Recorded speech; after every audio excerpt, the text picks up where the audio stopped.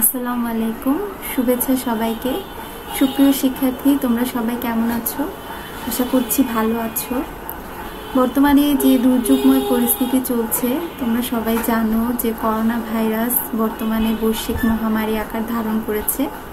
তার ফলে আমাদের সবাইকে ঘরে অবস্থান করতে হচ্ছে। তো আশা করছি তোমরা সবাই ঘরে অবস্থান করছো এবং ঘরে থেকে নিয়মিত পড়ালেখা চালিয়ে যাচ্ছ। আর যারা এইচএসসি পরীক্ষার্থী আছো তারা আরও ভালো করে পরীক্ষার জন্য প্রস্তুতি নিচ্ছ। তো তোমাদের সবার কথা চিন্তা করে আজকে আমি তোমাদের জন্য ফিনান্স, ব্যাংকিং ও বিমার কিছু অনলাইন ক্লাস নিয়ে এসেছি। তো আমার পরিচয় তোমরা সবাই জানো, তারপর আমি বলছি। আমি মাহমুদা আক্তার লিজা, প্রভাষক, ফিনান্স, ব্যাংকিং ও বিমা, সানারপাড় রসনারা ডিগ্রি কলেজ। আমি আজকে তোমাদেরকে ফিনান্স, ব্যাংকিং ও বিমার প্রথম পত্র নিয়ে আলোচনা করব। প্রথম পত্রে তোমরা জানো যে 9টা চ্যাপ্টার, তার মধ্যে আমি আজকে তোমাদের আলোচনা করব অষ্টম অধ্যায় নিয়ে। অষ্টম অধ্যায়ের নাম হচ্ছে মূলধন বাজেটিং ও বিনিয়োগ সিদ্ধান্ত। মূলধন বাজেটিং ও বিনিয়োগ সিদ্ধান্ত, যেটাকে ইংরেজিতে বলে capital budgeting and investment decision. তো আমরা মূল চ্যাপ্টারে যাওয়ার আগে আমাদের জানতে হবে যে মূলধন বাজেটিং কি, মূলধন বাজেটিং ও বিনিয়োগ সিদ্ধান্ত কি। আমরা এক কথায় বলতে পারি যে মূলধন বাজেটিং হচ্ছে একটি দীর্ঘমেয়াদী আর্থিক পরিকল্পনা। এই দীর্ঘমেয়াদী আর্থিক পরিকল্পনাটা কিসের জন্য নেওয়া হয়? দীর্ঘমেয়াদী বিনিয়োগ সিদ্ধান্ত গ্রহণের জন্য নেওয়া হয়, বা স্থায়ী সম্পত্তি ক্রয়ের জন্য বা স্থায়ী সম্পত্তিতে বিনিয়োগের জন্য এই সিদ্ধান্ত। তো আমরা দেখতে পাচ্ছি যে মূলধন বাজেটিং বলতে বোঝাচ্ছে দীর্ঘমেয়াদী আর্থিক পরিকল্পনাকে, এবং এই পরিকল্পনাটা কিসের জন্য নেওয়া হয়? স্থায়ী সম্পত্তিতে বিনিয়োগের জন্য। এখন স্থায়ী সম্পত্তি বলতে কি বোঝাচ্ছে? স্থায়ী সম্পত্তি বলতে এখানে জমি বোঝাতে পারে, জমি ক্রয়, ভূমি, দালান কোঠা, নতুন যন্ত্রপাতি ক্রয়, যন্ত্রপাতি প্রতিস্থাপন। এখানে তোমরা স্ক্রিনে দেখতে পাচ্ছ নতুন গাছপালা, নতুন পণ্য এবং গবেষণা উন্নয়ন প্রকল্প হিসেবে নির্ধারণ করতে ব্যবহৃত হয়। এটা প্রধান পুঁজি বা বিনিয়োগ যা ব্যয়ের জন্য বাজেট হয়। তো মূলধন বাজেটিংয়ে আমরা কতগুলো পয়েন্ট দেখতে পাচ্ছি। সেটা হচ্ছে, 1 নম্বরে মূলধন বাজেটিং হচ্ছে একটি দীর্ঘমেয়াদী আর্থিক পরিকল্পনা। 2 নম্বরে হচ্ছে এই দীর্ঘমেয়াদী পরিকল্পনাটা নেওয়া হয় বিনিয়োগ সিদ্ধান্ত গ্রহণের জন্য, যে আমি কোন প্রকল্পটা গ্রহণ করব, ক প্রকল্প গ্রহণ করব না খ প্রকল্প গ্রহণ করব, কোন প্রকল্পটা আমার জন্য ভালো হবে। এটা আমরা মূলধন বাজেটিংয়ের মাধ্যমে সিদ্ধান্তটা নিতে পারি। তারপর হচ্ছে এর মাধ্যমে আমরা অনেকগুলো প্রকল্প থেকে লাভজনক প্রকল্প নির্বাচন করতে পারি। তাহলে আমরা মূলধন বাজেটিং সম্পর্কে জানলাম। এবার আমরা মূলধন বাজেটিংয়ের পরবর্তী ধাপে যাব। পরবর্তী ধাপ বা পদক্ষেপ হচ্ছে মূলধন বাজেটিংয়ের প্রক্রিয়া, ধাপ বা পদক্ষেপ। এখানে 5টি ধাপে মূলধন বাজেটিংটা করা হয়ে থাকে। প্রথমে হচ্ছে তুমি প্রকল্প প্রণয়ন করবে, 2 নম্বরে হচ্ছে প্রকল্প মূল্যায়ন করবে, 3 নম্বরে হচ্ছে প্রকল্প নির্বাচন করবে, 4 নম্বরে প্রকল্পটা বাস্তবায়ন করবে, সবশেষে প্রকল্পটা আবার পুনর্মূল্যায়ন করতে হবে। এখানে পুনর্মূল্যায়নটা কেন করতে হবে? যে তুমি যে প্রকল্পটা নিয়েছো সেটা তোমার জন্য উত্তম, নাকি অন্য প্রকল্পটা গ্রহণ করলে ভালো হতো, নাকি তোমার জন্য এই প্রকল্পটা উত্তম নয়। এটা তুমি এই ধাপগুলোর মাধ্যমে পুনর্মূল্যায়ন করে তারপরে তুমি বুঝতে পারবে যে এই প্রকল্পটা তোমার জন্য সঠিক নাকি সঠিক নয়। এবার আমরা পরবর্তী ধাপে যাচ্ছি, যেটা তোমাদের জন্য খুব ইম্পর্টেন্ট। এই চ্যাপ্টারের অষ্টম অধ্যায়ের জ্ঞানমূলক এবং অনুধাবনের কোশ্চেন এখান থেকে খুব বেশি আসে পরীক্ষায়। সেটা হচ্ছে তোমার প্রকল্পের ধারণা বা প্রকল্পের প্রকারভেদ। প্রকল্পের প্রকারভেদ কয়টি? তার প্রকল্পের প্রকারভেদে যাওয়ার আগে আমাদের জানতে হবে যে প্রকল্পটা কি। তাহলে প্রকল্প বলতে আমরা বুঝাই যে প্রক্রিয়ায় অর্থ সম্পদকে মূলধন সম্পদে পরিণত করা যায় তাকে বলা হয় প্রকল্প। এখন আসো, প্রকল্প কয় প্রকার? প্রকল্প হচ্ছে 2 প্রকার, ক স্বাধীন প্রকল্প, খ পরস্পর বর্জনশীল প্রকল্প। এখন আমরা জানবো যে স্বাধীন প্রকল্প বলতে কি বোঝায়। স্বাধীন প্রকল্প কি? স্বাধীন প্রকল্প হচ্ছে সেই সব প্রকল্প যেখানে একটি প্রকল্পের নগদ প্রবাহ অন্য প্রকল্পের নগদ প্রবাহ থেকে সম্পূর্ণ স্বাধীন। তোমরা স্ক্রিনে সংজ্ঞাটা দেখতে পাচ্ছ। স্বাধীন প্রকল্প হলো সেই সব প্রকল্প যেখানে একটি প্রকল্পের নগদ প্রবাহ অন্য প্রকল্পের নগদ প্রবাহের সাথে সম্পর্কিত নয় বা সম্পূর্ণ স্বাধীন। একটি উদাহরণের মাধ্যমে আমি তোমাদেরকে বিষয়টা বুঝিয়ে দিচ্ছি। ধরো তোমার কাছে মূলধন আছে 40,000 টাকা।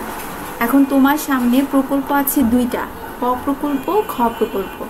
এখন ক প্রকল্পে মূলধন প্রয়োজন, বিনিয়োগের জন্য মূলধন প্রয়োজন 20,000 টাকা, খ প্রকল্পে বিনিয়োগের জন্য মূলধন প্রয়োজন 20,000 টাকা।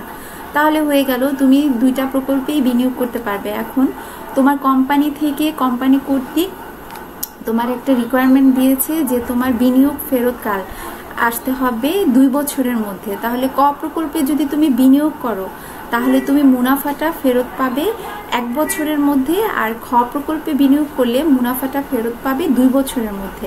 তাহলে তুমি দুইটা প্রকল্পেই বিনিয়োগ করতে পারছো। এখানে একটি প্রকল্পের নগদ প্রবাহ অন্য প্রকল্পের নগদ প্রবাহের সাথে সম্পর্কিত নয়। সুতরাং দেখতে পাচ্ছি যে স্বাধীন প্রকল্প হচ্ছে যেখানে একটি প্রকল্প অন্য প্রকল্পের সাথে সম্পর্কিত নয়। একটি প্রকল্পে বিনিয়োগের ফলে অন্য প্রকল্পে কোনো প্রভাব পড়বে না, মানে অন্য প্রকল্পেও আমি বিনিয়োগ করতে পারবো। তাহলে একটি নগদ প্রবাহ অন্যটির সাথে সম্পর্কিত নয়, সেটি সম্পূর্ণ স্বাধীন। তাহলে সেই প্রকল্পটাকেই স্বাধীন প্রকল্প বলা হবে। এবার আসো আমরা জানি যে পরস্পর বর্জনশীল প্রকল্প বলতে কি বোঝায়। পরস্পর বর্জনশীল প্রকল্প বলতে সেই সব প্রকল্পকে বোঝায় যেগুলো একে অপরের সঙ্গে প্রতিযোগিতা করে বা একটি গ্রহণ করলে অন্যটি অবশ্যই বাতিল করতে হবে বা বর্জন করতে হবে। ধরো উদাহরণের সাহায্যে আমি তোমাদেরকে বিষয়টা বুঝাচ্ছি। ধরো তোমার কাছে মূলধন আছে 20,000 টাকা। তোমার সামনে আছে দুইটি প্রকল্প, ক প্রকল্প, খ প্রকল্প।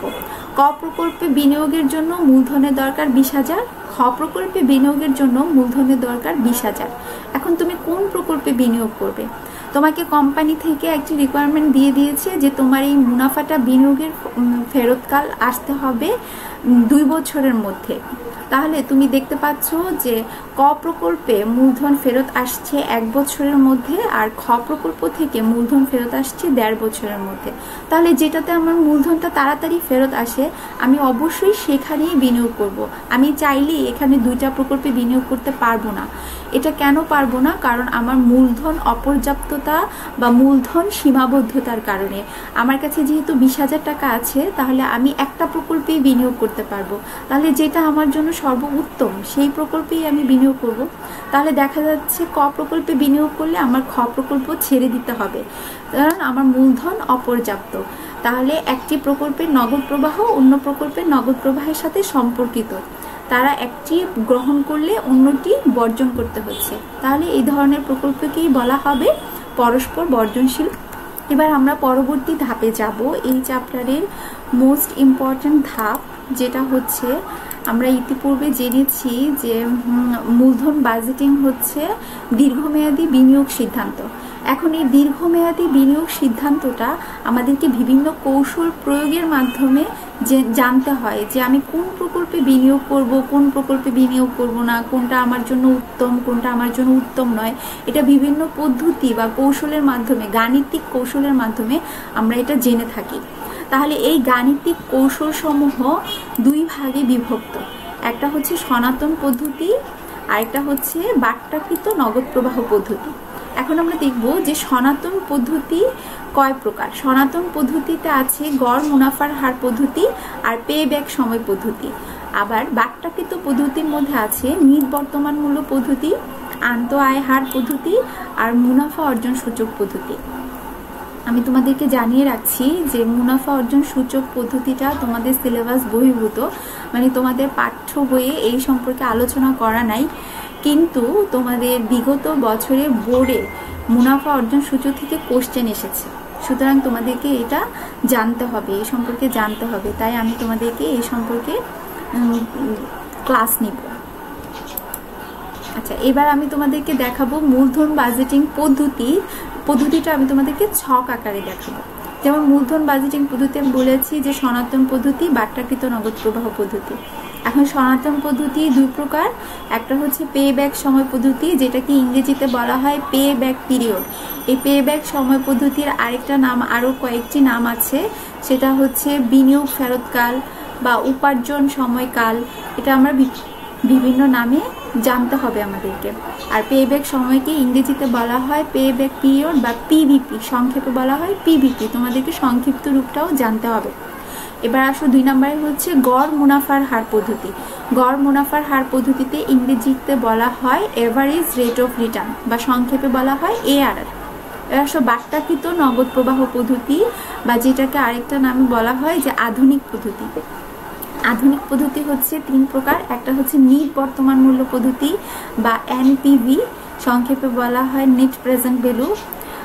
2 নম্বরে হচ্ছে আন্ত আয় হার বা অভ্যন্তরীণ উপার্জন হার বা ইংরেজিতে বলা হয় ইন্টারনাল রেট অফ রিটার্ন, এটা সংক্ষিপ্ত রূপ হচ্ছে আইআরআর। লাস্ট 3 নম্বরে হচ্ছে মুনাফা অর্জন সূচক, যেটাকে ইংরেজিতে বলা হয় প্রফিটেবিলিটি ইন্ডেক্স বা সংক্ষেপে বলা হয় পিআই। এখন আমরা এই মূলধন বাজেটিংয়ের এই কৌশলগুলোর মধ্যে তোমাদেরকে দেখাবো আজকে যেই বিষয়টা নিয়ে আলোচনা করব সেটা হচ্ছে গড় মুনাফার হার পদ্ধতি বা average rate of return. Average rate of return বলতে কি বোঝায় সেটা আমরা আলোচনা করব। অ্যাভারেজ রেট অফ রিটার্ন বলতে বোঝায় কোনো প্রকল্পের গড় কর পরবর্তী নিট মুনাফাকে তাদের গড় বিনিয়োগ দ্বারা ভাগ করে তাকে যদি আমরা শতকরায় প্রকাশ করি তাহলে যে ফলাফল পাওয়া যায় তাকেই গড় মুনাফার হার পদ্ধতি বলা হয়। এটা সবচেয়ে সনাতন এবং প্রাচীন একটা পদ্ধতি। এই পদ্ধতিটা অনেক প্রাচীন ধরনের একটা পদ্ধতি। তাহলে এই পদ্ধতিতে কি করা হচ্ছে, কোনো প্রকল্পের প্রাপ্ত গড় কর পরবর্তী নিট মুনাফাকে গড় বিনিয়োগ দ্বারা ভাগ করে তাকে শতকরায় প্রকাশ করা হচ্ছে। এখন তোমরা দেখো এখানে এই যে উপরে গড় কর পরবর্তী নিট মুনাফা আছে, এখানে আমাদের গড় কর পরবর্তী নিট মুনাফা বের করে নিতে হবে এবং গড় বিনিয়োগ বের করে নিতে হবে। গড় কর পরবর্তী নিট মুনাফা বের করার সূত্র হচ্ছে মোট কর পরবর্তী নিট মুনাফা ডিভাইডেড বাই আয়ুষ্কাল। আর গড় বিনিয়োগ বের করার সূত্র হচ্ছে যদি প্রকল্পের ভগ্নাবশেষ মূল্য দেয়া থাকলে তাকে প্রাথমিক বিনিয়োগের সাথে ভগ্নাবশেষ মূল্য যোগ করে 2 দ্বারা ভাগ করলেই আমরা গড় বিনিয়োগ পেয়ে যাব। এবার আসো আমি তোমাদেরকে একটা অঙ্কের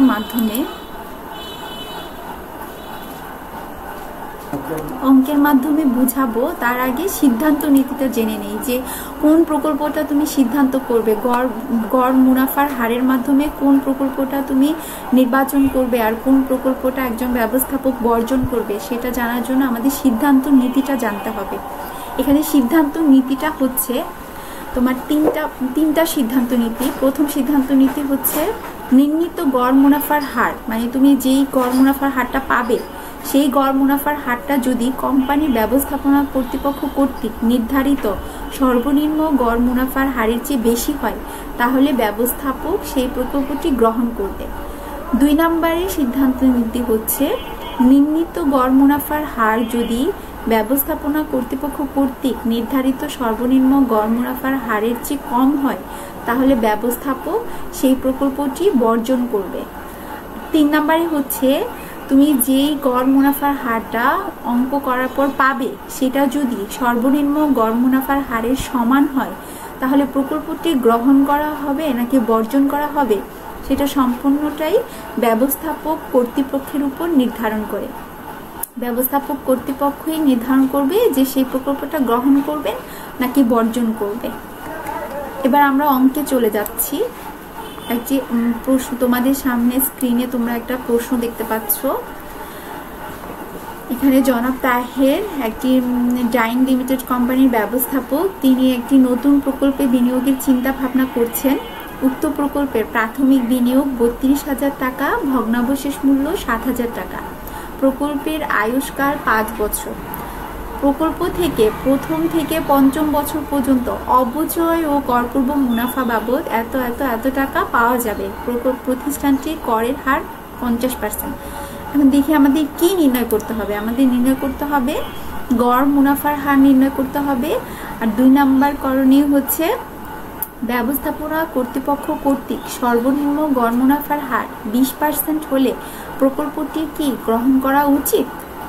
চলো আমরা অঙ্কে সমাধানের মাধ্যমে দেখি যে আসলে প্রকল্পটি কি গ্রহণ করা যাবে নাকি বর্জন করতে হবে।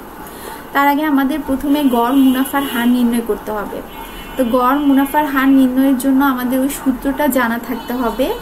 আর তোমার প্রশ্নে যখন তোমার, তাহলে আমরা দেখি যে গড় মুনাফার হার নির্ণয়ের সূত্রটা কি। গড় মুনাফার হার নির্ণয়ের সূত্রটা তোমাদের স্ক্রিনে তোমরা দেখতে পাচ্ছ। সেটা হচ্ছে গড় মুনাফার হার সমান সমান গড় কর পরবর্তী নিট মুনাফা ডিভাইডেড বাই গড় বিনিয়োগ ইন্টু 100। এখন আমাদের এই গড় কর পরবর্তী গড় মুনাফা নির্ণয়ের জন্য আমাদের গড় কর পরবর্তী নিট মুনাফা লাগবে, কর পরবর্তী নিট মুনাফা লাগবে। এখানে আমরা প্রশ্নে দেখি যে কি দেওয়া আছে। প্রশ্নে দেওয়া আছে, দেখো অবচয় ও কর পূর্ব মুনাফা দেওয়া আছে। তাহলে যখন প্রশ্নে এই অবচয় ও কর পূর্ব মুনাফা দেওয়া থাকবে তখন আমাদের কর পরবর্তী নিট মুনাফা বের করে নিতে হবে। তাহলে আমরা একটি ছক করি, ছকের মাধ্যমে আমরা এই কর পরবর্তী নিট মুনাফাটা বের করতে পারবো। তাহলে কর পরবর্তী নিট মুনাফা নির্ণয়, তাহলে ছকের প্রথমেই আসবে অবচয় ও কর পূর্ব মুনাফা। তাহলে প্রথম বছরের অবচয় ও কর পূর্ব মুনাফা 10,000 টাকা, দ্বিতীয় বছরে অবচয় ও কর পূর্ব মুনাফা 12,000 টাকা, তৃতীয় বছরে অবচয় ও কর পূর্ব মুনাফা 15,000 টাকা, চতুর্থ বছরে অবচয় ও কর পূর্ব মুনাফা 20,000 টাকা, পঞ্চম বছরে অবচয় ও কর পূর্ব মুনাফা 25,000 টাকা। তাহলে আমরা এখানে অবচয় ও কর পূর্ব মুনাফাটা বসাবো। এখন আমাদের এই অবচয় ও কর পূর্ব মুনাফা থেকে আমাদের অবচয় বাদ দিতে হবে। এখন প্রশ্নে আমাদের এই অবচয়টাকে নির্ণয় করে নিতে হবে। এখন দেখো আমাদের অবচয় নির্ণয় করার সূত্র আছে। সূত্রটা হচ্ছে অবচয় সমান সমান প্রাথমিক বিনিয়োগ মাইনাস ভগ্নাবশেষ মূল্য ডিভাইডেড বাই প্রকল্পের আয়ুষ্কাল। এখন আমরা দেখি যে প্রশ্নে প্রাথমিক বিনিয়োগ কত দেওয়া আছে। প্রশ্নে দেখো প্রাথমিক বিনিয়োগ দেওয়া আছে 32,000 টাকা, আর ভগ্নাবশেষ মূল্য দেওয়া আছে 7,000 টাকা, আর প্রকল্পের আয়ুষ্কাল দেওয়া আছে 5 বছর। তাহলে আমরা এখানে সূত্রে অবচয়ের সূত্রে আমরা মানগুলো বসাবো।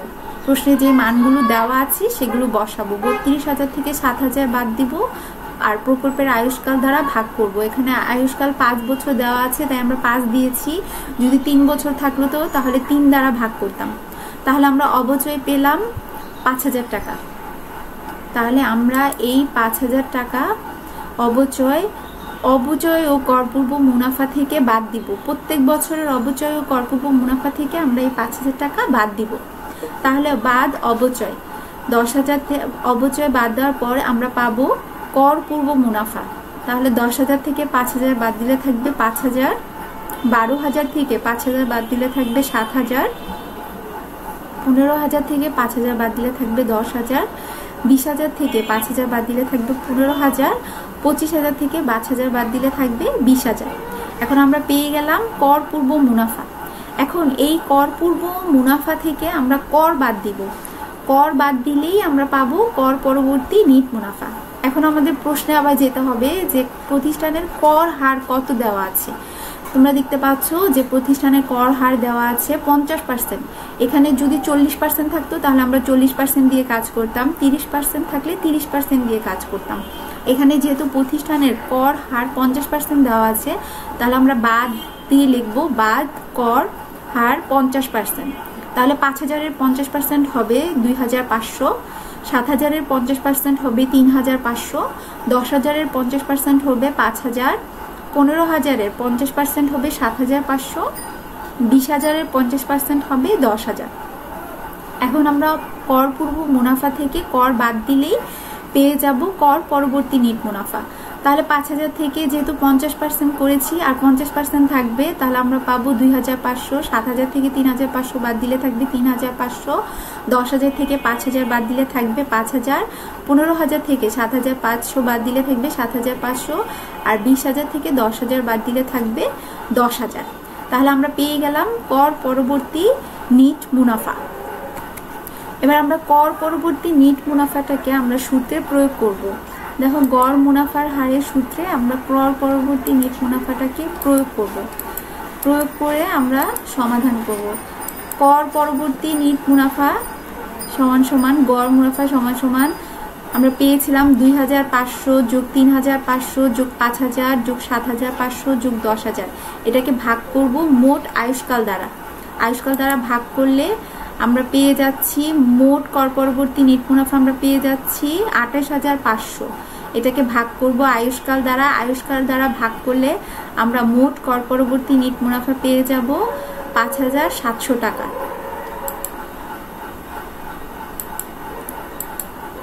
যেটা আমরা সূত্রে লিখব, কিন্তু তার আগে আমাদের আবার গড় বিনিয়োগ বের করে নিতে হবে।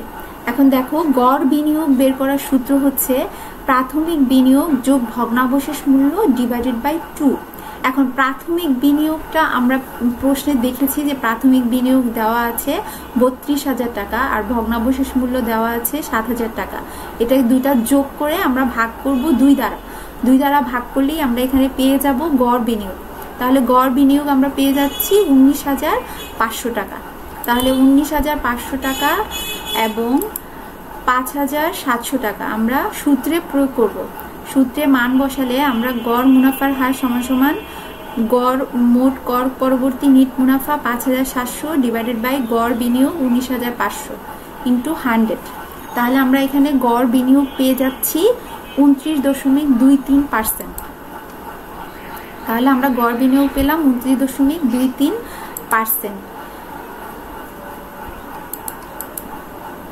যেটা তোমাদের এখন 2 নাম্বার রিকোয়ারমেন্ট কি ছিল সেটা আমরা দেখি। 2 নাম্বার রিকোয়ারমেন্ট ছিল ব্যবস্থাপনা কর্তৃপক্ষ কর্তৃক সর্বনিম্ন গড় মুনাফার হার 20% হলে প্রকল্পটি কি গ্রহণ করা উচিত। তাহলে আমরা এখানে গড় মুনাফার হার পেয়েছি 29.23%। তাহলে এখানে দেখা যাচ্ছে যে ব্যবস্থাপনা কর্তৃপক্ষ কর্তৃক সর্বনিম্ন গড় মুনাফার হার নির্ধারণ করে দিয়েছে 20%, আর আমরা পেয়েছি 29.23%। তাহলে এখানে গড় মুনাফার হার ব্যবস্থাপনা কর্তৃপক্ষ কর্তৃক নির্ধারিত মুনাফার হারের চেয়ে বেশি, সুতরাং প্রকল্পটি গ্রহণযোগ্য। তো আজকে তোমাদের অঙ্কটা এইটুকু পর্যন্তই। আমরা সিদ্ধান্ত নিতে দিব যে প্রকল্পটি গ্রহণযোগ্য। এখন আজকের এই গড় মুনাফার হার সম্পর্কে তোমাদের যদি আর কোনো কোশ্চেন থাকে বা কি ধরনের প্রশ্ন তোমরা দেখতে চাও, কি ধরনের সমাধান তোমরা দেখতে চাও, বা ফিনান্সের উপরে যদি কোনো প্রশ্ন থাকে তাহলে তোমরা আমাকে কমেন্টসের মাধ্যমে জানাবে। যেহেতু আজকে এটা আমার প্রথম অনলাইন ক্লাস, প্রথম ভিডিও, সুতরাং কোনো সমস্যা থাকলে বা কোনো কিছু জানার থাকলে তোমরা আমাকে কমেন্টসের মাধ্যমে জানাবে। আমরা পরবর্তী ক্লাস করব পেব্যাক পিরিয়ড দিয়ে। তোমরা কি ধরনের অঙ্ক দেখতে চাও বা কি ধরনের সমস্যা তোমাদের আছে সেটা আমাকে কমেন্টসের মাধ্যমে তোমরা জানাবে। সবাইকে ধন্যবাদ। আজকের ক্লাস এটুকু পর্যন্তই। আসসালামু আলাইকুম।